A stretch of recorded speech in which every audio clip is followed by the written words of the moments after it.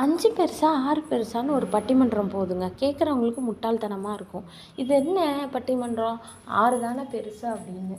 அங்க ஒரு தலைவன், தலைவி இருக்கிறாங்க. ஐயா கூப்பிடுறாங்க. "இங்க வாங்க." இதில வந்து ஃபர்ஸ்ட்டு தலைவன கூப்பிடுறாங்க. 5 பெருசா, 6 பெருசான்னு கேட்குறப்ப, தலைவர் சொல்றாரு, "5 தான் பெருசு." அப்படின்னு. பார்க்குறவங்களுக்கு எல்லாம், "இது என்னடா இவரு ஒரு வேள படிக்கலையோ?" அப்படின்னு யோசிக்கிறாங்க.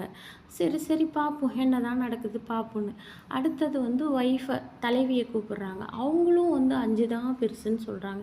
இது என்னடா வித்தியாசமா இருக்கேன்னு எல்லாரும் பார்க்குறாங்க.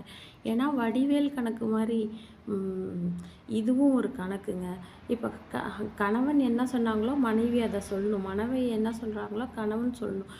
ஒருத்தருக்கு ஒருத்தர் அவங்க விட்டு குடுத்து போணும். மேடையில இன்னைக்கு வந்து இவங்க 6 பெருசுன்னு சொல்லிட்டு, நாளைக்கு கணவன் அங்க போய் உனக்கு அப்படி, இப்படி அப்படின்னு கேட்பாங்க. அதனால ஒருத்தருக்கு ஒருத்தர் விட்டு குடுத்து போனா லைஃப் நல்லாயிருக்கும். கணவன், மனைவி ஒற்றுமை.